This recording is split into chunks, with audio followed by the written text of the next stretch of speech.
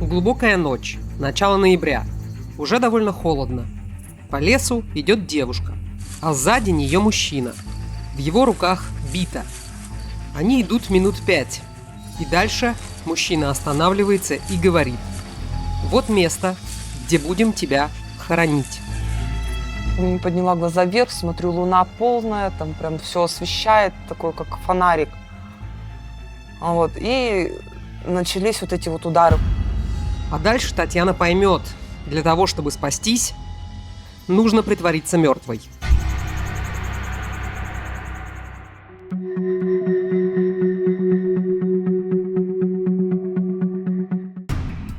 Эта история произошла в небольшом городе Железногорск-Илимский в Иркутской области. Татьяне было тогда 26 лет. Она девушка энергичная, уверенная в себе. И даже ее работа как будто отвечает боевому характеру девушки. Она стрелок в охране. Я там работала с оружием, воинская, можно сказать, такая служба, работа. Стрелок – это человек, который охраняет с оружием важные грузы. В данном случае взрывчатые вещества. В Железногорске добывают руду и поэтому проводят взрывные работы. После дежурства Татьяна садится за руль своей машины и едет домой, к сыну. Таня воспитывает его одна, и ее все устраивает. Она сама прекрасно со всем справляется. И вот однажды Таня поехала с друзьями на пикник, и там познакомилась с Максимом. Ему было 28 лет. Понравился он харизматичный, чувство юмора, он душа компании, мужественный, хозяйственный. У Максима хорошая профессия. Он работал сварщиком. Опытные сварщики на вес золота, и у них высокие зарплаты. Все друзья говорили о Максиме только хорошее. Таня знала его маму, они вместе работали. И вот начались отношения. Казалось, Таня и Максим идеально подходят друг другу. Как будто если сидели где-то в компании, чувствовалось такое, что я за мужчиной, вот тут есть такое мужское плечо, было какое-то спокойствие на тот момент. Понравился сразу, я не скажу, что прям влюбилась. Потом, конечно, со временем, там уже что полюбила. Особенно Таню подкупила как маму, что Максим нашел общий язык с ее сыном. Через полгода после знакомства они начали жить вместе, строить семью. И все было замечательно. Целый год прекрасной семейной жизни. Изначально были вообще хорошие отношения. Они там и игрались, и баловались, и из садика его ходили, забирали. То есть никаких конфликтов, ничего не предвещало беды. Также со мной был заботливый, он работал еще на тот момент. Потом я начала замечать изменения в его поведении. Начались все такие придирки уже. Когда там хлеб неправильно нарезала, или ты не так там посуду помыла, или еще что-то. Где-то через около года начался вот этот весь ад. В какой-то момент началась вот эта агрессия. Первый раз, когда он меня прям сильно избил, там вызывали полицию. Рассказ про счастливый год семейной жизни занял очень мало времени. Это при том, что мы его изложили практически без купюр целиком. Дальше Таня будет рассказывать, что происходило в последующие 2 года. И про ту самую ночь, когда Максим повел ее в лес. Я вам сразу скажу, что тот факт, что Татьяна сидит перед нами живая и рассказывает, как все тогда было, это настоящее чудо. Потому что события той ночи вообще не оставляли ей никаких шансов на спасение. Настолько тогда все было чудовищно и безнадежно. И то, какие действия Татьяна предприняла для собственного спасения, честно говоря, меня восхищают. И второй момент, который мне кажется очень важным в этой истории, это чтобы мы с вами проследили, как заботливый мужчина постепенно превращается в жестокого монстра, как он переходит от легкого раздражения к жестокому садизму, когда пытать человека несколько часов будет доставлять ему огромное удовольствие. И в конце концов он захочет убить эту женщину. Мы проследим историю с самого начала до финала. Разберем с вами, почему жертва терпит и не уходит. Журналист нашего канала Юлия Ускова все подробно расспросила, что происходило в жизни Татьяны до той самой ночи и как ей удалось спастись после нападения, хотя, казалось бы, шансов на это не было никаких.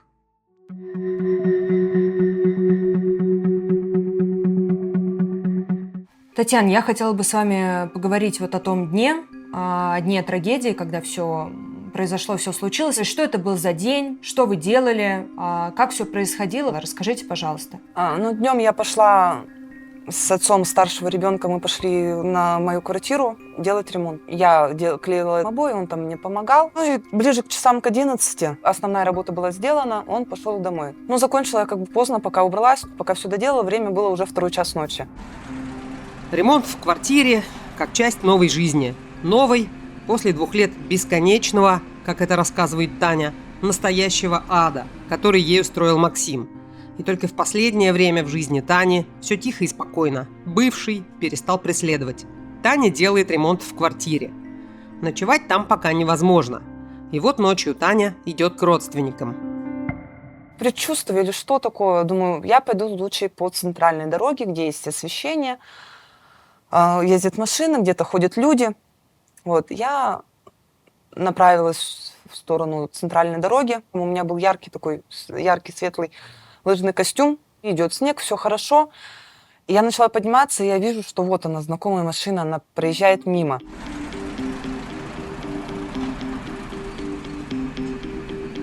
Я шла домой, когда заметила машину Максима. Я развернулась, пошла в другом направлении, чтобы с ним не столкнуться. Он заметил меня, развернулся и поехал в мою сторону. Здесь он остановился и сказал, чтобы я села в машину. Ни машин, ни людей в округе, вообще тишина. Я думаю, бежать смысл, бежать мне куда-то, он все равно догонит и начнется это все, больше его сильнее озлоблю. Думаю, может, сядем, поговорим. Думаю, там спокойно. Люди часто смотрят и слушают криминальные истории с мыслью, что уж с кем, а с ними точно такого не случится. Но правда в том, что никто от этого не застрахован. Еще сегодня дом полная чаша, а завтра жизнь переворачивается с ног на голову. Надеяться на авось в наше время довольно опасно, особенно женщинам. Почему именно женщинам? Потому что часто именно они жертвуют карьерой и доходом ради семьи, а в случае чего вынуждены начинать все с нуля. И это страшно. Еще лучше, когда есть навык, который позволяет работать удаленно, не жертвуя личными делами и временем с детьми. Когда можно не переживать о завтрашнем дне и выбирать из потока клиентов или же закрепиться в офисе. Один из таких навыков – бухгалтерское дело. Такие специалисты всегда востребованы, но сейчас на рынке открывается новое окно возможностей. Законодательство поменялось, и бизнесу как никогда нужны специалисты, которые разбираются в новых правилах, актуальных программах и помогают компаниям не налетать на штрафы.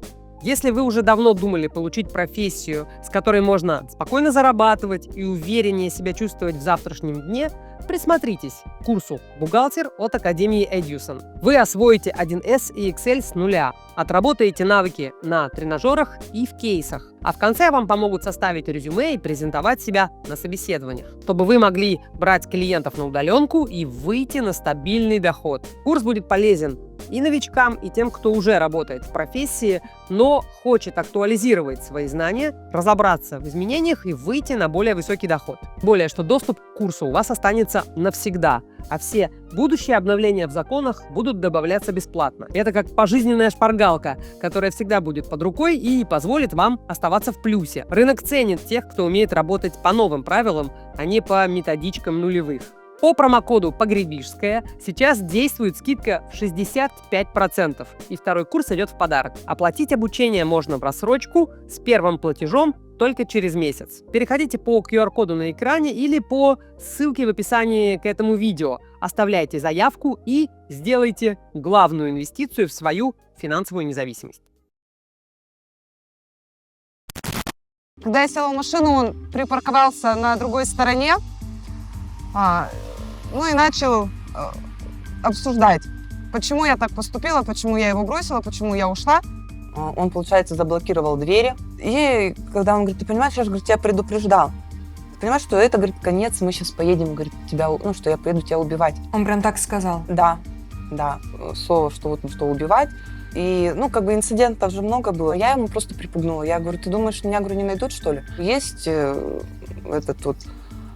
телефон, говорю, меня отслеживают. Близкие родственники отслеживают, где я нахожусь. На слова Тани Максим не реагировал. В это время ему позвонила его мама. У нее гостила бывшая жена Максима с их общим ребенком, маленьким сыном. И он обещал отвезти их домой в другой поселок. И вот мама звонит Максиму. И Таня в этом увидела шанс. Ну, я ему говорю, ты трубку возьми. Думаю, а я сейчас он возьмет трубку, я думаю, а я подам какой-нибудь знак, чтобы она слышала, что я здесь. Как бы на тот момент они все знают, что мы расстались, что мы не общаемся. Я думаю, она может как-то услышит, что-то как-то отреагирует. Он быстренько берет трубку и говорит, мам, я поехал в другую деревню, и тут же быстро отключился. То есть я даже, я ничего сказать не успела. Мы поехали в сторону Суворовского, поселка, где он жил с мамой. Я говорю, ты, адекватный человек. Я говорю, мы едем там, где ты живешь, и если, говорю, со мной что-то случится, все сразу, говорю, поймут, что это ты сделал. В общем, он меня отвез в какую-то лесополосу, там, где кончаются их дома. К этому моменту Таня уже знала, каким неуправляемым и агрессивным может быть Максим. И знала, что такое липкий страх, который парализует. Страх, который заставляет подчиняться требованиям, который не дает жертве уйти и придумывает оправдания.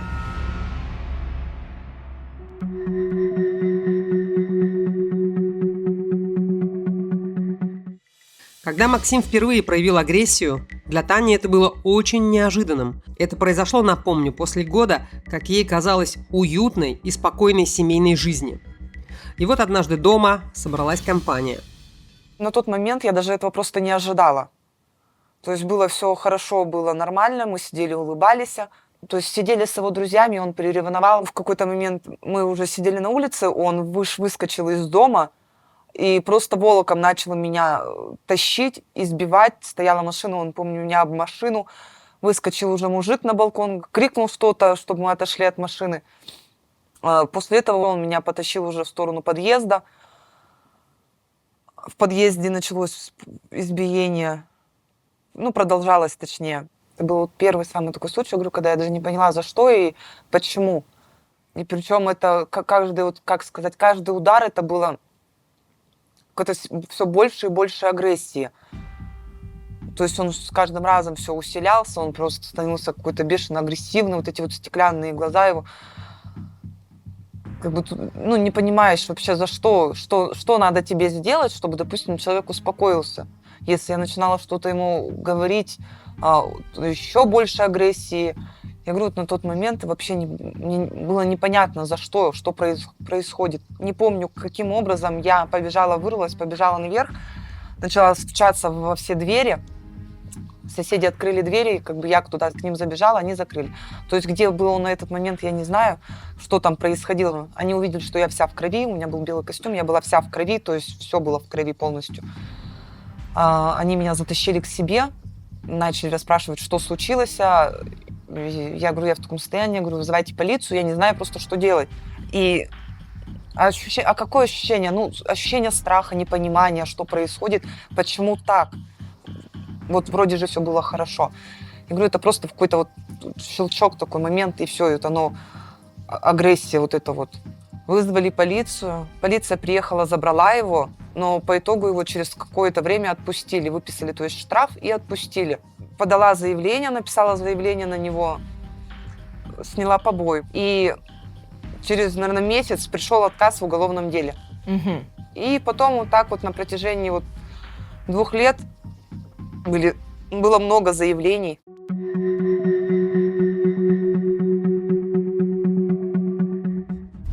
Вернемся к событиям той ночи, 9 ноября 2019 года. Максим увез Таню за город и сказал, что будет ее убивать. Вы когда едете в машине, и Максим вам сказал такие страшные вещи, да, про убийство, что это конец, вот вы едете, вы о чем думаете в этот момент? О том, что он что-то может сделать, я не думала. Вот до конца не верила, потому что неоднократно были такие моменты, когда он угрожал, допустим, все, собирайся, пошли в лес, сейчас я тебя там буду закапывать. Я шла, то есть у него была такая неоднозначная такая реакция, типа, ты что, говорит, вообще что ли без страха, ты ничего не боишься? После чего он там обнимал, ты же знаешь, я ничего не сделаю, что я тебя люблю, почему ты так себя ведешь. Вот, и в этот раз то же самое, то есть я не придала значения его слов, но я не думала, что он так поведет себя, что он так поступит. Даже тогда, когда, говорю, он меня привез в Суворовский, я говорю, ты находишься в своем поселке, все сразу, поймут, кто это сделал. что я спокойно разговариваю. Он разворачивается, и мы поехали в сторону города уже. И был такой момент, мы проезжаем, тут у нас река, и плавали лебеди. Я ему еду и заговариваю зубы. Я говорю, слушай, а что, лебеди-то улетели, там не улетели? Он говорит, он мне прям сказал, ты, говорит, зубы не заговаривай. Типа, ты не думай, что я сейчас раз тебя и тут простила, и все будет хорошо. Вот уже потом мы доехали до аэропорта, он остановился. И дальше снова разговоры, кто виноват в разрыве, ревность к бывшему мужу, отцу ее ребенка, злость на маму Тани. Якобы все эти люди и поведение самой Тани, все это мешало их отношениям. Я говорю, слушай, при чем здесь моя мать? Я говорю, отношения как бы не у тебя с матерью, говорю, отношения у нас с тобой. Вот. И вот он повернулся ко мне, вот так повернул, меня поцеловал. И потом вот он мне говорит, типа, вот во всем виновата твоя мать. Я говорю, моя мать тут ни при чем. Я говорю, а почему тогда, говорю, не твоя мать? И вот он наотмашь меня вот так, короче, бьет. Он говорит, рот свой закрой. Я замолчала. Он говорил, потом опять меня дергает. Что ты молчишь? Я говорю, ты мне сам сказал закрыть рот. Я говорю, закрыла. Проехали чуть-чуть аэропорт, он остановился и говорит, вылазь.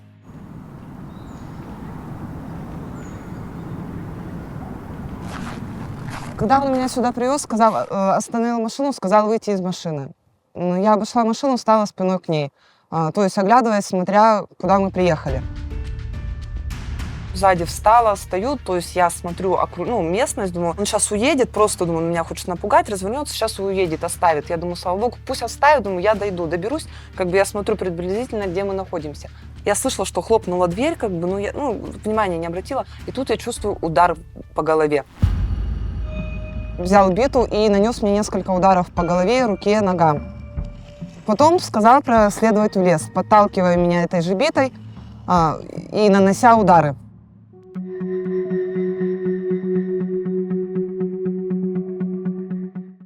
Вернемся к совместной жизни Тани и Максима. После первого избиения, как вы помните, девушка сразу обратилась в полицию. В уголовном деле ей отказали. Для Максима все закончилось штрафом. А дальше он начал обивать пороги и умолять Таню о прощении. То есть он пришел, давай просить прощения. Я простила. Любила, простила. Какое-то время было все опять же хорошо. То есть он весь хороший, весь пригожий и внимательный. Тут я хочу прерваться и поделиться своими мыслями. Я уже вижу комментарии, в которых написано, что как же Татьяна после первого избиения, после первого применения силы со стороны Максима простила его и осталась с ним. И потом еще это будет происходить не один раз. Татьяна будет все нам рассказывать, не приукрашивая, не пытаясь обелить себя, не пытаясь выгородить, оправдать, а абсолютно честно и очень смело. И прекрасно понимая, что найдутся люди, которые будут ее осуждать. И вот что я вам скажу. На такую откровенность, смелость, искренность и решительность способны очень немногие люди. Таня это делает потому, что у нее есть вполне конкретная цель. Не абстрактная, а очень прикладная, которая может помочь другим девушкам и женщинам. Не только девушкам и женщинам, кстати. Хотя рассказывать то, что с ней происходило, Татьяне по-настоящему трудно. Так вот, какая у нее цель. Часто в конце интервью мы задаем один и тот же вопрос. В этой истории ответ на этот вопрос есть смысл давать прямо сейчас, а не в финале этой истории. Такая непростая история. Я прекрасно понимаю, как тяжело вам ее вспоминать, но почему вы решили дать это интервью? Наверное, для того, чтобы меня многие девушки, женщины, которые попадут, не дай бог, конечно, в такие ситуации, могли уже, сделать правильный выбор, чтобы не терпели, уходили, не давали вот эти шанс за шансом. То если был какой-то уже звоночек, что уже надо делать выводы и уходить от этого человека. После первого конфликта и первого прощения Максим снова стал примерным мужем, тем заботливым и нежным парнем, каким был в начале отношений. И дальше, спустя какое-то время, история повторилась. Он снова поднял на нее руку, и потом еще раз и еще. По словам Тани, она обращалась в полицию не меньше 15 раз. Один раз он выбил мне зуб, тут у меня тоже в подъезде получилась потасовка. Даже соседи выскочили. Причем он сказал, дверь закройте с той стороны, это наши проблемы. Ну, соседям, ну, как бы, наша хата с края, ничего не знаем. Дверь закрыли, и все на этом, спокойствие. Вот он мне выбил зуб, разорвал мне губу, получается, до щеки. Я уже позвонила подруге, ей рассказала. А он благополучно лег спать. Позвонила ей, она уже, естественно, позвонила маме. Я маме до этого не рассказывала, что какие-то были конфликты. Думала, сама разберусь с этим, чтобы мама не переживала. Это человек тоже пожилой. Она скрывала, не хотела, чтобы я знала. Я все время, потому что за ней следила, чтобы вот было все хорошо, вот хорошо. А когда в милицию по ступенькам он ее, что ли, скинул, тогда уже все. И мама пришла, вызвали полицию, он спал. Мы пока все это время сидели, ждали полицию, наверное, около часа.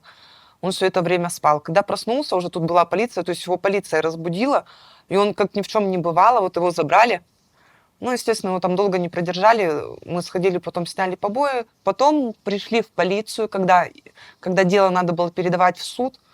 Мне следователь сказала: вы понимаете, говорит, вы сейчас испортите просто, говорит, жизнь его ребенку. Ну, у него тоже был сын, ну, есть сын. Вы, говорит, испортите жизнь его сыну. Если он сейчас дойдет дело до суда, потом куда-то сын, говорит, работать не сможет, допустим, где-то в органах или еще где-то там. Вот. Ну, я как добрая душа, естественно, мне стало жалко, я забрала заявление, то есть мы пошли на примирение. Мне объяснили так, что ему все равно, говорит, ничего, даже условки не будет светить. Самое большее, что он может получить, это штраф. А ребенку, говорит, вы жизнь испортите.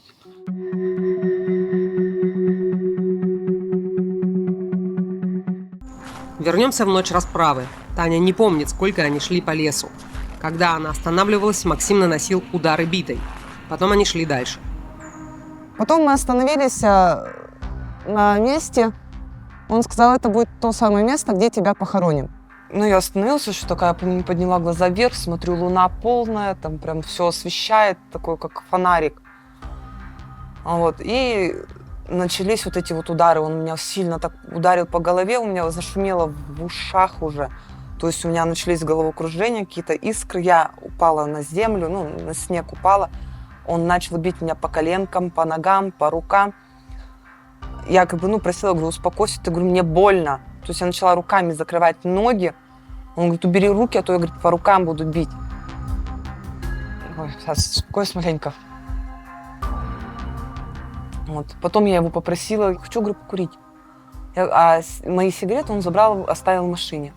Вот. Он, получается, он разворачивается, пошел за сигаретами, а я осталась лежать. Я думала, он сейчас уйдет. Думала, я быстренько встану и куда-нибудь там через лесок убегу.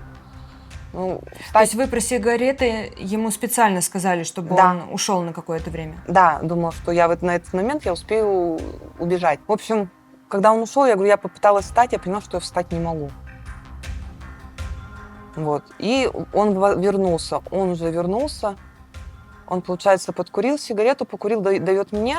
Я тоже как бы покурила. И хотела выкинуть.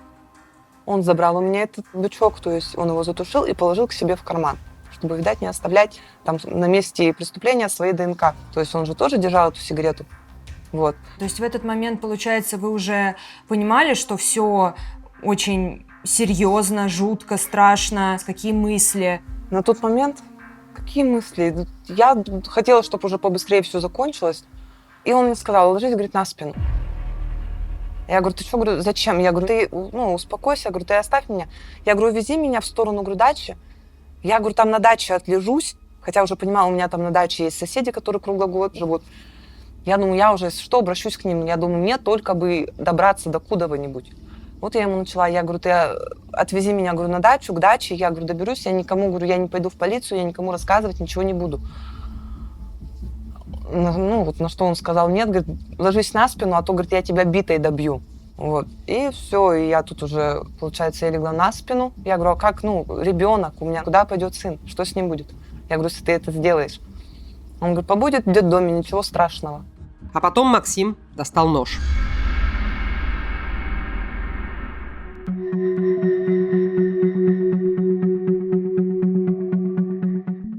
Путь от смелой решительной девушки до перепуганной жертвы занял несколько месяцев.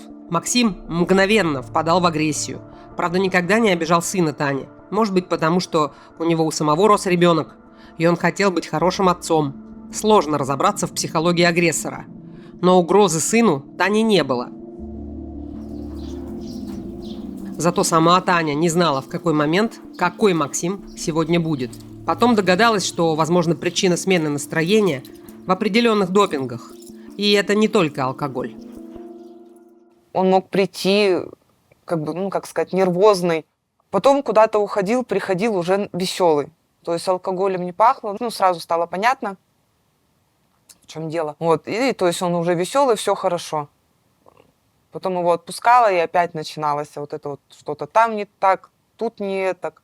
А в чем было дело, вы говорите, сразу стало понятно? Они употребляли запрещенные вещества, курили или что там делают, курят. И, соответственно, из-за этого менялось настроение. Да. Про запрещенные вещества – это предположение Тани. Но то, что алкоголь для Максима стал серьезной проблемой – это факт. Его уволили с работы. И это только прибавило ему агрессивности. После очередного конфликта Таня набралась смелости окончательно порвать с Максимом. Допустим, когда уже было в голове стояло, все, надо расходиться, ставим точку, опять эти начинались преследования, начиналось страх от того, что я не знаю, я его начала бояться. То есть прежде чем что-то сказать или что-то сделать, я уже предполагала, что может последовать за этим.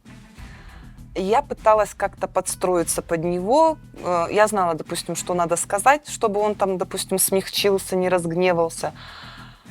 Я говорю, и каждый раз начинались эти примирения. Он вымаливал прощение: я тебя люблю, давай распишемся. Почему ты не хочешь расписаться? Потому что у тебя есть там другой. Оградил меня от знакомых, от подруг. То есть я была в личном его таком пространстве. Под его контролем только его должна слушаться, ни с кем. Не дай бог мне кто-то там на стороне скажет, что он какой-то не такой. Причем при всем я себе в голове где-то, ладно, не в этот раз, в следующий раз, но должно же это когда-то в конце концов кончиться. Что не может же это продолжаться. Опять же, от полиции пишут заявление, а от них приходит, что отказ в уголовном деле. Состава преступления не было. Когда я писала заявление, мне говорили: нету тела, нету дела. Что вы от нас хотите?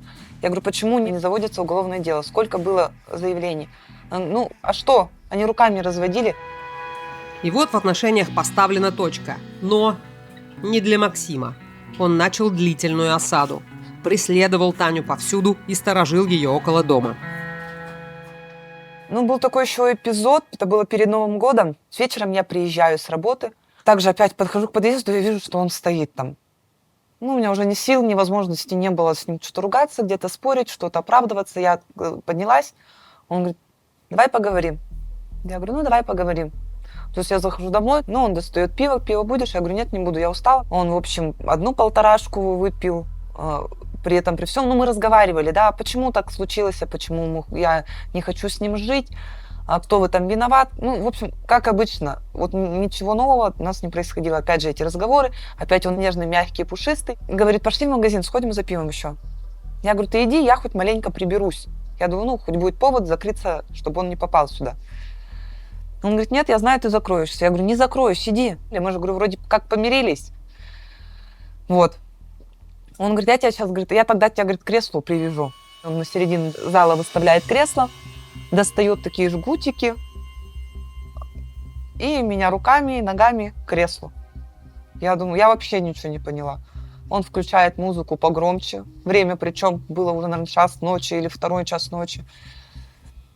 И, смотрю, достает перчатки медицинские, достает шприц. Я сначала вообще не поняла, не осознала, что он хочет сделать. Он говорит: все, я же тебе сказал. Причем он тут же моментально поменялся. До этого, если он прям был нежный, весь такой, что он ути-пути, тут же он буквально как маньяк. Он поменялся в лице, у него поменялось даже какие-то движения, действия. Он достал шприц, достал какой-то пакетик и на ложку с водичкой и начал зажигалкой разогревать. Я такое видела в фильмах. Он набрал шприц, достал жгут, перетянул мне руку и попытался мне это вещество вколоть.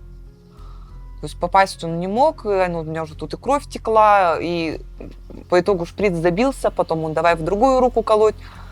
В общем, я в крови, все, кресло было в крови, и все, и я чувствую, мне плохо. Он когда что-то там, я не знаю, вел он или не вел, потому что я говорю, я не смотрела туда. Он говорит, ну все, готовься. И все, я чувствую, у меня прям закружилась голова, и меня резко затошнило.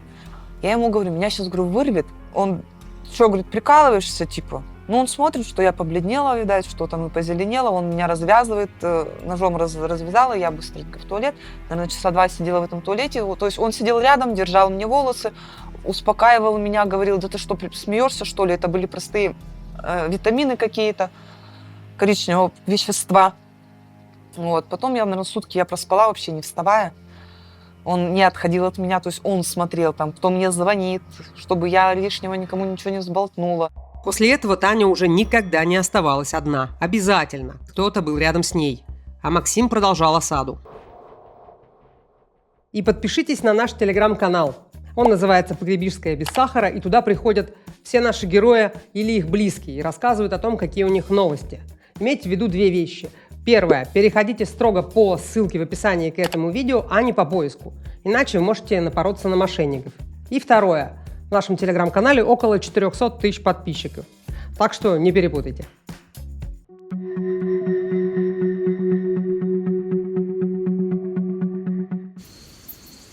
«9 ноября. Ночь. Холодный осенний лес. Максим приказал Тане лечь на спину. А потом оказалось, что у него с собой была не только бита, но и нож. Тут важно сказать вот про что. Наверняка вы уже себе представили, что явно Максим или пьяный, или под воздействием веществ. Но, забегая вперед, скажу, экспертиза не выявила ни алкоголя, ни каких других веществ. Он был в этот день абсолютно трезвым. В последнее время он подрабатывал в такси, и в этот день был как раз на смене. Ну, ты, говорит, понимаешь, что назад, говорит, уже пути нет. То есть он уже начал, он должен это закончить. Когда я легла на спину, он, получается, достал ножик, он его приставил к груди. Ну, вот я до последнего не могла поверить. Я смотрела на него, я смотрела на его реакции, видно было, что ему было страшно. Вы смотрели ему в глаза прям? Я смотрела на его лицо, потому что я, ну, что-то, в какой-то момент, видать, пыталась понять, что будет, что у него вот там в голове, может как-то проникнуть в его сознание, что происходит. Видно было, что он делал это все неуверенно, то есть это не было там агрессии какой-то, что вот я ему что-то сказала агрессивное, а он там взял и наотмашь меня ударил. То есть это было осознанно. Он взял нож, приставил его вот так к груди, надавя второй рукой, он проткнул и провернул. После чего какой-то там, может, считанные секунды, он опять приставил второй раз, чуть пониже только. Что он искал, куда там, где сердце, куда попасть. Таня знала, что Максим во время службы в армии был в горячих точках и умел обращаться с оружием. Он служил на зачистках, то есть он знает, как убивать, он знает, где сердце, то есть он это все знает. Вот он второй раз, когда уже нанес удары, удар вот также проткнул, провернул. Татьяна, вы извините, что я возвращаюсь к этой ситуации, потому что, это ужасающие детали, и мне кажется, что это, конечно, важно озвучить. Вот когда Максим взялся уже за нож и наносил удары, я правильно понимаю, что это не было там в порыве ярости, агрессии, он делал это медленно, точечно? Это было медленно, это не было вот агрессия, когда, знаете, там вспышки ярости, допустим, или какой-то вот человек схватился и вот начал так вот бить. Как бы, опять же, говорю, у меня не было осознания того, что сейчас я не думала, что он начнет меня вот ножик этот втыкать. Вот, он приставил, он его поставил ножик, положил руку, надавил, провернул. То есть это было вот последовательно все. Не было никакой там, я говорю, этой агрессии, вспышки, что вот наотмашь это делалось. На тот момент я даже, я не помню, что больно мне было, что я чувствовала, где там. Я говорю, это было шока, наверное, шоковое состояние. Это просто вообще немыслимо, да, вот то, что вы рассказываете. Я сознание не теряла, я это все время находилась в сознании. То есть я это все видела, то есть я прям вот на него, на этот нож, на него смотрела, на этот нож, думаю, ну, потом я говорю, вот уже после второго раза я думаю, что-то надо делать, что-то предпринимать. Насколько далеко это может зайти? А по нему было понятно, что он уже не остановится, то есть он будет идти до конца. Ну, знаете, как мне так, наверное, больше показалось, а может это как бы так и было, что у него был страх в глазах. То есть он, когда уже вот избил битой, что там, естественно, он там по голове, у меня там уже и кровь так текла, он это все видел, он просто, наверное, испугался. И когда взялся за нож, он же, наверное, думал больше о том, как скрыть эти следы преступления, чтобы, допустим, или я не выползла, или меня не нашли. Ну, вот был страх в глазах того, что он делает. Что произошло, зачем я это сделала. Вот что-то вот такое вот на его, вот по его вот эмоциям было.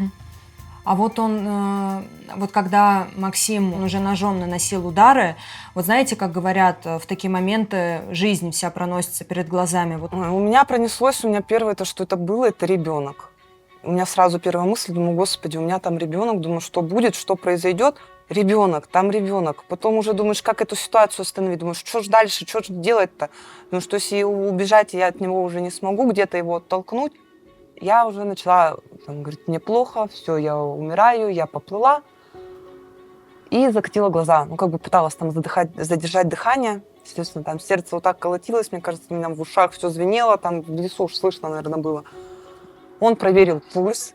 То есть вы пытались сделать вид, что как бы все. Да, потому что я понимала, я думаю, если сейчас что-то не сделаю, то, ну, насколько далеко может это, зайти-то. Вот я уже начала делать вид, что все, я прям там умираю. Задержала дыхание, чтобы не видно было, что я где-то дышу, что вроде замедлила его. Вот, он проверил пульс, а там, естественно, там все вот так вот трепещется. Он говорит, что такая, говорит, сучка живучая.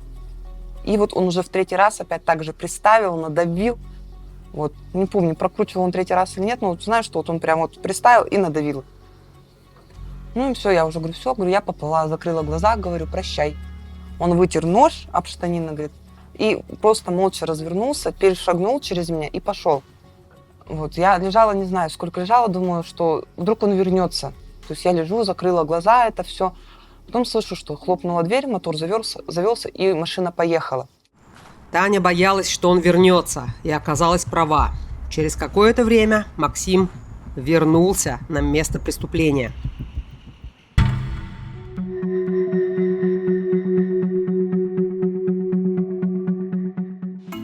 В истории отношений до той самой ночи мы остановились на событиях, когда Таня окончательно разорвала отношения с Максимом. И он начал, по словам Тани, ее преследовать, как настоящий сталкер, изобретая разные хитроумные способы.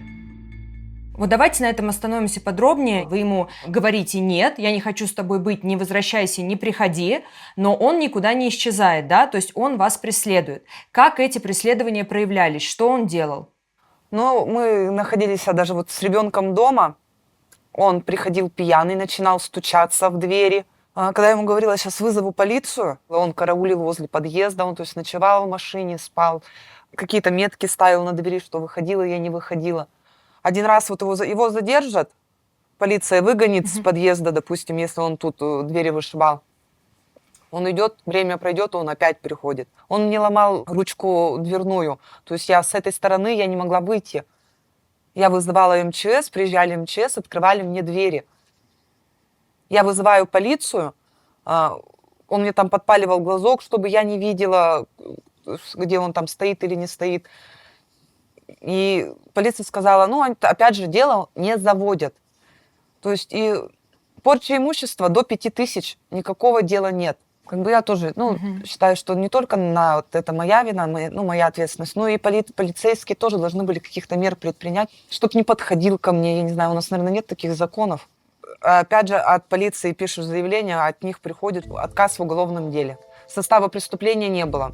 До одного момента, пока также вызвали полицию, и он полицейскому выбил зуб. Только после этого его закрыли на 7 суток. А до этого никаких мер не предпринималось. То есть, выйдя потом с СИЗО или где они там сидят, выйдя оттуда, он, естественно, направился ко мне. Вот я как раз приехала с работы с суток, меня коллега провожал. Мы, подходя к подъезду, я уже голову поднимаю, я смотрю, он уже стоит тут у нас между первым и вторым этажом и рукой мне показывает, такой, иди, говорит, иди сюда. Ну, мы поднимаемся, коллега впереди, мужчина. То есть его он пропускает, а я подниматься, он меня останавливает. После чего у них началась потасовка, мы вышли на улицу, они там, давай на улице бороться. На что он кричал, там, я тебя люблю, прости, что такого больше не повторится. Вызвали опять же полицию. И заявление в милицию напишет, а он там посидит 2 часа и снова к ней в дверь, в квартиру стучит. И даже как-то было, что и на площадке караулил. Ей на работу, допустим, на утро идти, а он ее караулил. Он пытался проникнуть любыми способами в квартиру. Таня меняла замки. Вообще квартира принадлежала Тане, и он не имел на нее никаких прав. Официального брака у них не было. И вот однажды, когда Таня в очередной раз ему не открыла дверь, он придумал, как попасть внутрь. Жила Таня на 2-м этаже. Мы с ним расстались, оставались какие-то еще остатки его вещей. Уже поздно вечером, часиков в 10 вечера, он мне звонит и говорит, скинь с балкона вещи. А я как бы слышала какой-то шум на балконе, сначала не придала значения этому. На улице уже темно, то есть я открываю балкон, и он уже стоит. У меня лоджия, у меня 2-й этаж. Меня, естественно, затрясло, и он заходит, улыбается такой и заходит. Я говорю, не поняла, как. Ну, он улыбается, и вот я говорю, он даже всем знакомым там говорил, типа, ты, говорит, не знаешь, как я могу поступить. Во мне, говорит, не одна личность, во мне, говорит, может сидеть, говорит, там 5-7 личностей. И как в какой момент я поступлю, ты, говорит, не знаешь. И то, что я залез на балкон, это, говорит, не один метод, способ, как тебя достать. Вот, но на тот момент я испугалась, начала там на разные темы говорить, приходи, говорю, чай попьем, пиццу поедим, то есть мы стоим на балконе еще разговариваем. Он соседа попросил, чтобы тот привез с работы там 3- или 5-метровую какую-то лестницу выдвижную, вот, и как бы сделать мне такой сюрприз под предлогом того, чтобы помириться со мной. После чего, говорю, когда он залез, мне сосед еще звонит, Таня, у вас все нормально, все хорошо, вы не там, вы помирились? Я говорю, спасибо, говорю, большое, конечно. Я говорю, мы разговариваем. Проходи там, говорю, пиццу, не пиццу покушаем, чай попьем. Вот, и началось вот эти вот опять, почему мы расстались, почему я начала замки менять, что случилось. Или ты, говорит, уезжаешь с этого города, если хочешь расстаться. И спокойно, говорит, я тебе жить не дам. Не сам, говорит, так значит, я найду, говорит, кто это сделает. В этой истории лично я испытываю горячее желание что-нибудь изменить, исправить. Например, хочется взять героиню и отправить ее вместе с сыном вообще в другую часть страны, где безопасно. Но есть обстоятельства. Школа ребенка, пожилые родители, работа, дом, нет возможности, нет денег уехать на край света.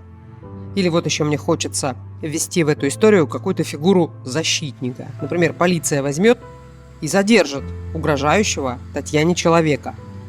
Или, не знаю, какой-то друг, мужчина, который жестко поговорит с ним, и он испугается. Или вот мне хочется сделать Татьяну такой женщиной, которая возьмет свой рабочий пистолет и направит его в сторону обидчика. И он поймет ее степень решимости и больше никогда не подойдет. Но это не сказка, а реальная жизнь, где полиция не задерживает угрожающего человека, защитника нет, Татьяна сама не хватается за пистолет. Позже она переедет, но не так далеко, чтобы тот не смог ее найти. И в конце концов, она окажется 1 на 1 с преследователем. И для того, чтобы выжить, она притворится мертвой. И спасется реально чудом. И, к сожалению, вот такая она, реальность.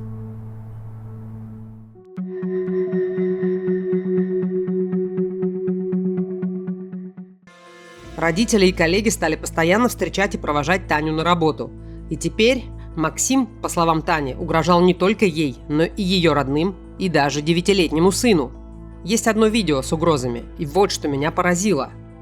Как мужчина изменился за 3 года. Вот каким он был, когда ухаживал за Таней, и вот существо на скамейке. Причем здесь Максиму 31 год. Я хочу к ней. Но она, Обратно. но она не хочет на тебя Да, напьяноваться. она не хочет, конечно. Я хочу туда. Она сейчас ментов вызовет, да и все, будешь Да, долбиться. пусть вызовет. И тебя увезут. Пусть увезут. И что хорошего в этом? Ну ничего хорошего. Ей потом будет. Я ее Посадят. Пусть спасает меня. Соседка у меня записывала на видео его, где он сидел пьяный на скамейке. Она говорит, сейчас вызовет полицию. Он говорит, ну пусть вызовет полицию, ей потом будет хуже. Ну, то есть там таким матом. Мы потом стояли с ребенком на балконе, он пьяный шел по тропинке, и я его снимала на телефон также, где он кричал, что если я его не пущу, что он придет в школу, что матери моей плохо будет, мне будет плохо. Это было все заснято, это было все предоставлено полиции. На этом тоже дело уголовного никакого не завели. Это все длилось не меньше 2 месяцев. В конце концов, Таня стала бояться вообще выходить из дома. И ей было очень страшно отпускать сына в школу. То есть я дня 3 не могла с ребенком выйти из квартиры. Он прям днями и ночами стоял, караулил, он спал в машине, ждал, когда я выйду из дома. У меня соседка утром выводит собаку погулять в часов, наверное, 6 или в 5. А продукты уже начали заканчиваться. Я ей говорю, как пойдешь, ты мне позвони, говорю, скажи, стоит он там или нет, чтобы я успела сбегать, хоть продукты купить утром. Ну, и он нет, говорит, его нет. Ну и все, когда я вышла, я дверь начала закрывать, и я смотрю, висит изолента. То есть на верху двери была изолента, то есть он так проверял, выходила я или нет. То есть изолента отклеилась, значит, я выходила. И вот буквально я только вышла, зашла потом домой, и мне тут же буквально через минуты 2 приходит смс, что он знает уже, что я выходила. Он говорит, если ты сейчас, говорит, мне не попалась, ты все равно мне попадешься. Это, говорит, еще не все способы, как я могу тебя, говорит, выцепить. Учительница позвонила моей маме, бабушке, начала уточнять, почему ребенок не ходит в школу. Ну, после этого, естественно, я все и рассказала, что я говорю, не могу, я боюсь выходить из дома. Я боюсь выпускать ребенка. ПДН у нас началось. В общем, у нас ПДН, КДН, и сказали, чтобы я переезжала жить к родителям с ребенком. Раз настолько, что угрожает жизни и здоровью ребенку. Вот такой выход предложили инспекторы по делам несовершеннолетних – переехать к родителям. И как будто сработало. Максим притих. Он уехал в поселок к своей маме. Где-то месяц тишины и спокойствия. Таня начала делать ремонт в своей квартире. И казалось, что все позади. До ночи 9 ноября.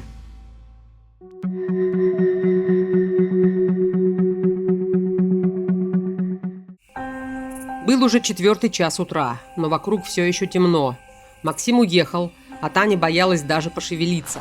А вдруг он вернется и увидит, что она жива? Я продолжала лежать, я не знаю, по времени, может, минут 10 я лежала. Может, я в отключке еще где-то была, потому что, я говорю, у меня какое-то пространство во времени вот это, я просто потерялась. Я не понимала, сколько времени прошло, сколько я лежала. То есть я ждала, думаю, может, вернется. Думаю, там добить, может, хочет. Но я потом уже начала попытки ползти, перевернулась на живот. То есть это все время я лежала на спине. Попыталась на животе ползти, чувствую, что тяжело дышать, что у меня грудь болит, что как хлюпает что-то там. Я перевернулась уже на спину. То есть я пятками отталкивалась, где-то руками помогала. Там были поваленные деревья, лес, что... перелазила где-то под ними, над ними, лягу, отдохну. Больно было, говорю, когда я изначально перевернулась на живот, думаю, что я как ползком, и раз я идти не могу, думаю, я ползком поползу. Поняла, что где-то что-то прям, говорю, хлюпает. Я думаю, так не пойдет. Я перевернулась на спину. И потихоньку ползла. У меня было одно, у меня, значит, тоже были в голове, думаю, а если он придет, а если он вернется? Потом думаю, господи, куда ползу, в какое-то дерево воткнусь. Мысли такие вот. Думаю, а как я буду выбираться, что мне делать дальше, сколько ползти. Я говорю, у меня, как говорится, кретинический тупизм по расстоянию. Я не могу сориентироваться, допустим, сколько это было метров, 10, 5 метров. Я говорю, я когда уже была в больнице, следователь приходил, я вообще уже наговорила 30 метров. Потом я понимаю, что-то я не то сказала, там чуть ли не до 300 метров у меня уходило. Вы только представьте себе, 300 метров – какое-то немыслимое расстояние, особенно для человека с 3 ножевыми ранениями, с разбитой головой и перебитыми ногами. Это просто вообще немыслимо, да, вот то, что вы рассказываете, это просто все чудо какое-то. И вот когда вы ползли, может быть, помните, о чем думали, где брали силы? Я отдыхала, и периодически я где-то поползу, оттолкнусь, лягу, полежу. Поэтому вот по времени, сколько находилась я в лесу, я даже приблизительно не могу сказать, сколько это все продолжалось. А вы примерно вообще понимали, куда вам надо ползти, Да. или все на уровне ощущений? Понимала, потому что когда вот он пошел в машину, тогда ушел, то есть я видела направление, что он куда идет. Горели фары, то есть фары у машины горели. Я видела, где стоит машина. Ну, там и следы были, там, что было все понятно, куда. То есть ориентировочно я знала, куда мне ползти. Только я не знала, на каком расстоянии, насколько далеко дорога находится. Вот я уже потом выползла на дорогу, легла на обочину. То есть я сначала выползла вообще на середину, потом думаю, что я делаю? Ночь, как бы темно, думаю, кто-то поедет, не дай бог меня, не увидят, меня просто переедут, я не успею отползти. Я уже потом вот отползла на обочину, и в тот момент у меня почему-то даже не пронеслась такая мысль в голове, что он вернется, что там не спрятаться где-то в канаву, лечь, чтобы он меня не увидел, если поедет обратно. А вот я именно легла на обочину, у меня потому что не было, не промелькнуло даже, что он вернется, посмотреть, добил он меня, не добил. Или уже просто я настолько уставшая была. Вот я уже начала замерзать. Вот у меня что осталось? Одна зажигалка. То есть там связи нет, телефона нет, осталась одна зажигалка, чтобы если кого-то на помощь позвать. Я легла, и мне, наверное, кажется, что я даже, наверное, отключилась на какой-то момент. И услышала шум колес, что где-то вдалеке колеса шуршат. Я уже приподнялась, смотрю со стороны поселка, едет машина. Я потихоньку начала выползать на середину дороги, то есть я присела маленько, давай руками ему махать, чтобы он меня увидел. И днем было тепло, что ночью было тепло, естественно, что-то где-то маленько потаяло. Дорога, в общем, была скользкая. Он там, вовремя остановился, затормозил. Он вышел, огляделся, как бы он сначала подумал, что тут ДТП, какая-то авария произошла. А я встать не могу, он говорит, что случилось, что произошло? Я говорю, мне молодой человек перебил, говорю, ноги, я не могу, говорю, встать. То есть про то, что там удары где-то в груди, я даже изначально не говорила. Что я не знала, насколько серьезно, насколько там какая-то опасно. Он меня приподнял, увидел, что я вся в крови, что куртка, штаны, в общем, подо мной лужа крови. Это было удивительное везение.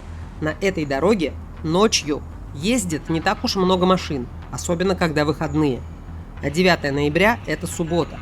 И еще одно чудо, что водитель оказался по профессии спасатель, и он знал, как действовать.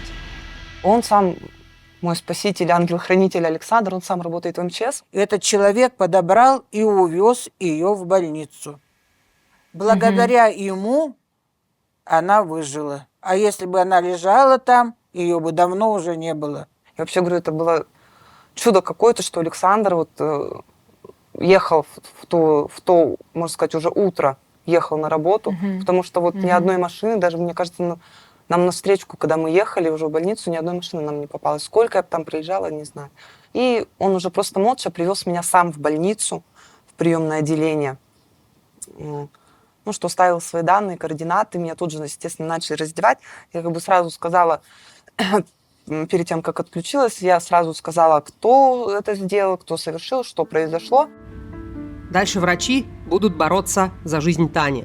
Она будет находиться в коме, а когда придет в себя, ей скажут, что под окнами больницы стоит Максим.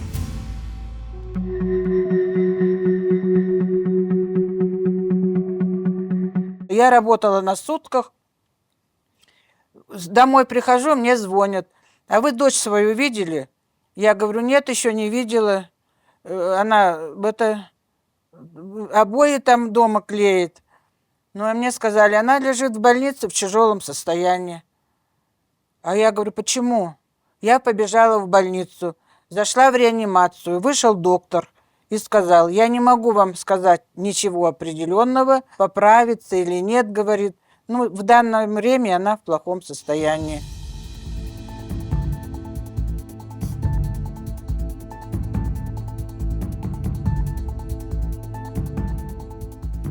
То есть вы, получается, в коме были?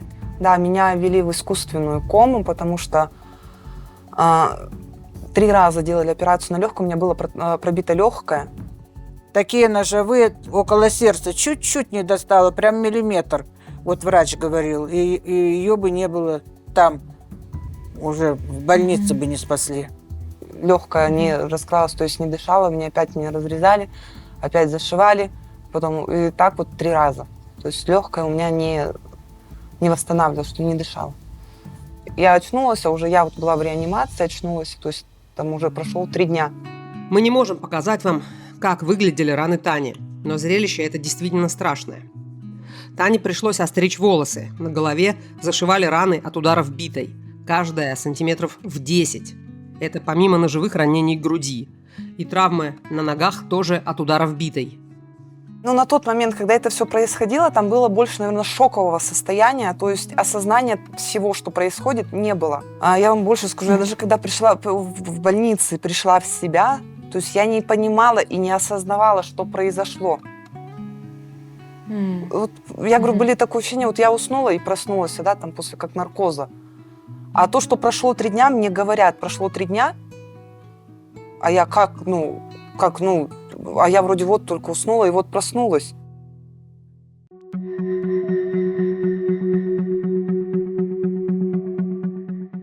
Татьяна, вот вы находитесь в больнице, да, после всего случившегося. А что в это время происходит с Максимом? Его сразу задержали или вот что происходило?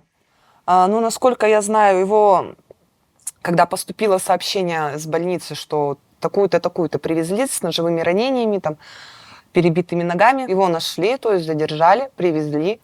То есть он находился дома, приехали домой, мать дверь открыла, его забрали. Изначально он не признавался, он сказал, я ее не видел. Взяли машину, обследовали всю машину, ни следов крови, ни моих, там, ни волос, ничего не было. Его отпустили. Машину, то есть, оставили на стоянке, его отпустили. Максима действительно отпустили. И, по словам Татьяны, не было даже возбуждено уголовное дело. То есть я уже приходили следователи, я дала все показания, я уже конкретно указала на человека, кто это сделал, его не задерживали. У меня мама бегала по прокуратуре, по следственному комитету, по полиции. То есть ее оттуда пеняют туда, отсюда сюда, то есть то дело то там, то тут. Конечно, для меня это шок был. Я думаю, сейчас он придет ко мне на работу. А я работала ночные сутки на медицинских складах и сидела там одна. И все время тоже ждала, думаю, сейчас он придет ко мне. А по итогу в Следственном комитете, ей у нас начальник Следственного комитета была, сейчас, по-моему, ее нет уже, она ей сказала, Вера Ильинична, а что вы бегаете сюда? Вот она сейчас, говорит, выйдет из больницы, они померятся, она заберет заявление, а нам потом эти бумажки разгребать. Это было на тот момент, я еще лежала в коме. Мама говорит, вы о чем говорите? Ребенок лежит в коме. Она говорит, может не выжить. Я когда еще лежала в больнице, прибегает медсестра и с такими глазами, так, Боркина здесь? И я такая, здесь. Она говорит, не выходи из комнаты, я даже не поняла. Потом смотрю, у меня там женщина, она тоже со мной лежала, вышла, потом заходит Таня, говорит, там говорят, что видели типа Максима возле больницы, что он ошивается. Ну и все, и у меня такой страх, я думаю, господи, я звоню тут же маме, я говорю, мама, так и так. Мама тут же опять звонит в полицию следователю, типа, ну, что за дело, почему он находится-то там? На что они сказали, сейчас мы ему позвоним. Они ему звонят, я там в поселке у себя. То есть они его не проверяют никак, ни это, ничего. Ну и говорят, что вы там панику подняли, это не он. Ну, вот насколько правда, неправда, не знаю. Ну, что вот в полиции, допустим, он спрашивал, когда его задержали, его там уже спрашивал, в каком у меня состоянии, может мне что-то принести, там фрукты, может памперсы. Ну, так вот, они говорят, ну, он говорит, ты еще, говорит, приди туда, в больницу. Уже там, в больнице, Таня поняла, что надо действовать. Что даже после такого очевидного преступления виновный может уйти от наказания. Нужна была огласка. И не просто огласка. Чтобы в области про это узнали, нужно было дойти до федерального уровня. Когда я уже пришла в себя, у меня знакомый юрист, девушка, она как раз с Москвы ехала сюда и как бы услышала эту мою историю. Она говорит, давай быстренько все записывать. И, то есть мы дали уже огласку. Начали в интернет все видео выкладывать, что произошло так и так, что полиция наша бездействует. Вот только после этого начали заводить уголовное дело. То есть 21 ноября меня выписали, а его задержали.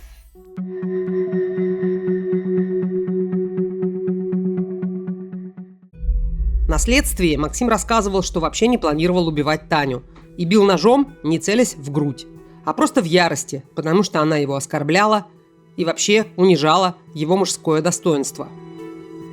Это было медленно, это не была вот агрессия, когда, знаете, там вспышки ярости, допустим, или какой-то вот человек схватился и вот начал так вот бить. Он даже на суде сказал, что она меня спровоцировала, она сказала, что я слабак, я не мужик, я ни на что не способен. После этого, говорит, я нанес ей вот эти вот 3 удара на отмышь. То есть я не целился. Ну вот попал, так попал. Но причем, еще раз говорю, уточню, он мне сказал лечь на спину. То есть я лежала на земле, и он стоял надо мной. И вот он сказал, или, говорит, ну я сначала руки поставила вот так вот на грудь, что это. Я говорю, ну что, прекрати, хватит. Он сказал, я, говорит, или сейчас, говорит, убираешь руки, или я тебя, говорит, буду добивать битой. Ну, я уже просто руки убрала. Татьяна, смотрите, а вот дело завели не сразу, а потом его расследовали. Ну, расследование шло в таком как бы грамотном ключе, то есть все происходило четко, быстро или как? Ну, опять же, спасибо моему знакомому юристу. Она больше всего это контролировала, находила свои нюансы, где-то что-то перерассматривала, где-то что-то мы оспаривали. Ну и когда уже, говорю, естественно, подключились СМИ, началось вот это вот все огласка, полиция, да, зашевелилась, начали уже как-то более конкретно все правильно делать. То есть даже взять то дело, которое, вот когда я писала заявление, что он мне сломал ручку в двери, и еще там какие-то были, да, моменты, когда вот я подавала заявление и отказывали в уголовном деле. Пришел тот следователь, которому я писала заявление это, и он возобновил это дело. То есть там спустя, не знаю, полгода, может, если не больше, их начали всех дергать. Я говорю, а что вы, говорю, так быстро засуетились-то? Он говорит, ну, типа вот, ну, так сказал, как бы так мягко, ну что, спасибо вам. Вот я, типа, ваше дело сейчас закрою и на увольнение. Ну, я насколько знаю даже, что ваше дело вышестоящие органы забирали, да, потому что было вот такое бездействие на уровне местной полиции. Да, в Иркутск, по-моему, в прокуратуре это дело было, говорю, приезжали сюда, они разбирались, поднимали все мои заявления. Когда материалы дела осматривала, я смотрела, я прям, ну, что там каждый, кто принимал у меня заявление, каждый полицейский давал показания, почему и как, и почему оно дальше не пошло, и что было, и что происходило. То есть там прям вплотную вот за это взялись. Ну, как говорится, ну, что там ни одна голова полетела после этого. Многие поувольнялись. Начальник милиции был, он сказал, я неправильно был информирован, я не понял. Я говорю, как вы не поняли, если, я говорю, он 2 часа сидит, и вы через 2 часа его выпускаете, и он опять идет. Ну, его-то, конечно, потом после суда его сняли, он не работал. По какой причине, тоже не знаю. И участковый, который был по Железногорску, и еще какой-то был по Новой Игирме, что ли. И их сняли, вот этих.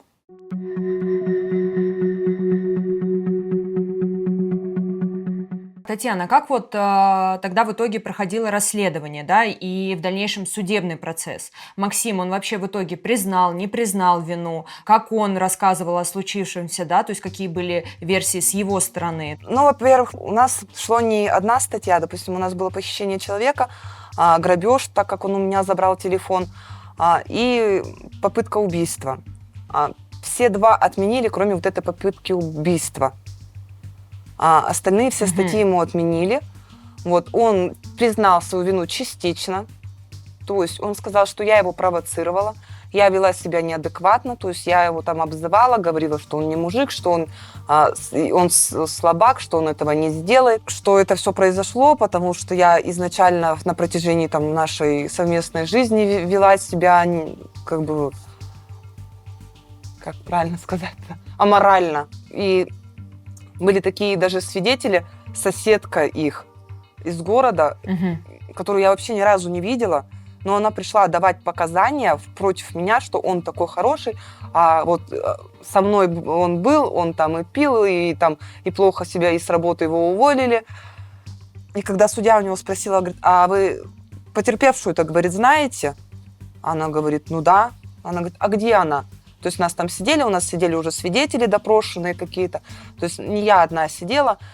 И она вот так голову повернула и так на всех смотрит. То есть она даже не знала, как я выгляжу. Ну, это был свидетель, который говорил обо мне, что у меня было аморальное поведение. И вот я прям стала, говорю, понимаете, она, говорю, даже не знает, кто я, как я выгляжу, как она, говорю, может давать какие-то показания.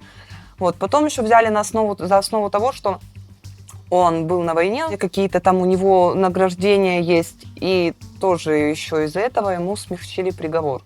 Вот. Ну, а так он до конца, он не признал свою вину, что вот, да, он сказал, да, было, но это была агрессия, я в момент этой агрессии нанес ей эти 3 удара.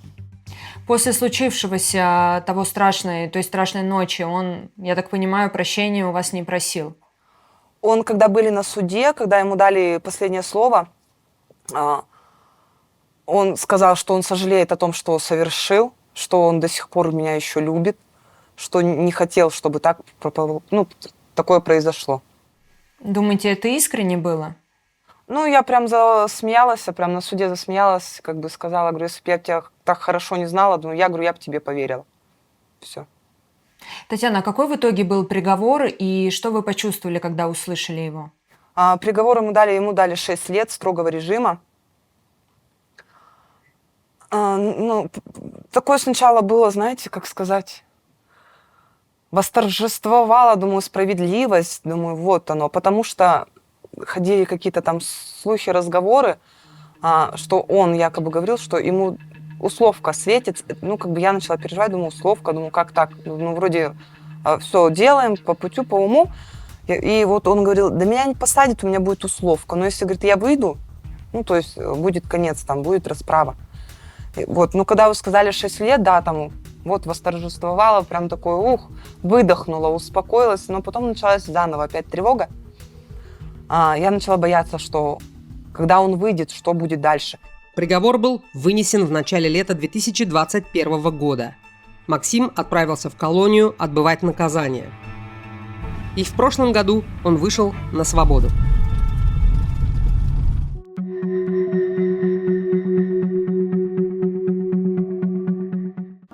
Тане пришлось долго восстанавливать свое здоровье. Она ходила с тростью. Были разные сложности, разные осложнения, но организм молодой, и почти совсем у нее получилось справиться. Невероятно просто это, конечно. Ну, потому что такие тяжелые травмы, их так много, и, наверное, до сих пор все равно есть, да, какие-то последствия.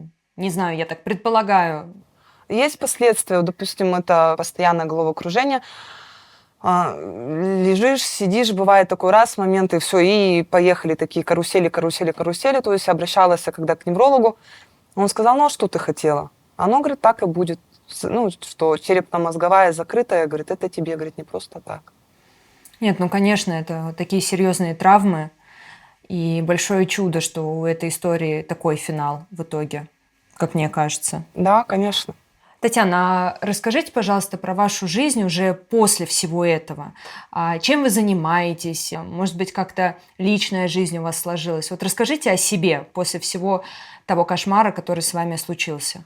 Ну, после того, как все случилось, я уволилась с того места работы, где мы работали вместе с его матерью. Устроилась на другую работу уже, даже по другой специальности, профессию. Я была товароведом, где я познакомилась с своим будущим мужем. Ну и вот через год он предложил расписаться, я согласилась, потому что, раньше как бы я никогда не задумывалась о какой-то там свадьбе, замужестве, то есть мне этого, можно сказать, и не надо было. А тут вот человек сказал, пойдем, я вот просто спокойно, я согласилась. Ну, пойдем. Мы расписались с ним, прожили 1,5 года, я забеременела, потом в силу своих обстоятельств мы развелись. Таня не хочет рассказывать про эти обстоятельства, да и вообще это уже не имеет отношения к нашей истории. Тут только важно, что Таня не тянула с принятием решения, и как только стало очевидно, что брак не приносит счастья, они расстались. У меня родился сыночек, Сейчас ему уже 1 и 8. Как бы работаю также в сфере продаж. Вышла недавно из декретного, вышла на работу. В общем, у нас все хорошо, мы счастливы. Я очень за вас рада, это здорово. Теперь вы мама 2 мальчиков. Да. Да, еще с такой разницей в 14 лет, как бы. Ну, зато такой старший брат есть у младшенького. Защитник. Защитник, там и мой защитник, и бабушкин, и дедушкин. Защитник, помощник. Как она живет хорошо, воспитывает детей. Одному вот 25 мая будет 16 лет, а другому, так это в июле будет 2 года. С этим, с маленьким она занимается, вот только его сюсюкает и тютюкает, и вот тю-тю-тю-тю-тю. Она 24/7 с ним занимается. Врачи даже за это ее хвалят. Ну и сейчас можно сказать, что после тех страшных событий сейчас как бы все наладилось. Да, слава богу, что оно все прошло, и что она осталась живая, что мы обе остались живые. Самое сложное оказалось бороться со страхом, что Максим может ей как-то навредить, даже когда он еще отбывал наказание. И чем ближе было освобождение Максима, тем чаще возвращался страх. Ну вот, но опять же страх оставался, думал, он сейчас выйдет озлобленный.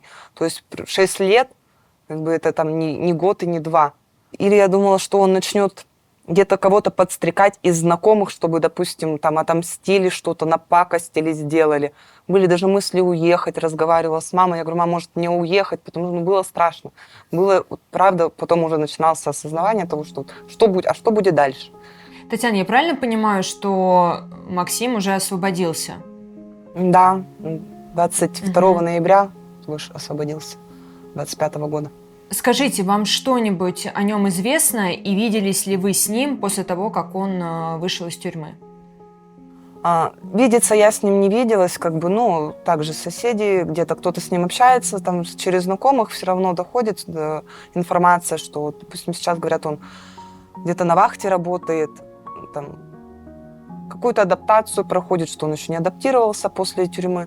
Ну и все, с кем-то разговаривал, допустим, мне как объясняет, он меня по имени не называет, говорит или бывшая, или она. На этом все, больше я ничего не слышала. Как бы, ну, попыток встретиться или где-то созвониться ни я, ни он не предпринимаем. Тане было нелегко согласиться на это интервью. Она понимает, что люди будут по-разному относиться к событиям, которые происходили в ее жизни, к ее поступкам и решениям. Ей было трудно вернуться сюда с нашим оператором, на место, где она в ту ноябрьскую ночь могла остаться навсегда. Но она вернулась и рассказала свою историю, потому что больше не хочет бояться. Как бы я не одна такая, нас много, как бы там еще девушки тоже, да, дают такие интервью. Я думаю, кто-то, ну, как бы кому-то поможет нашей истории, они помогут в жизни.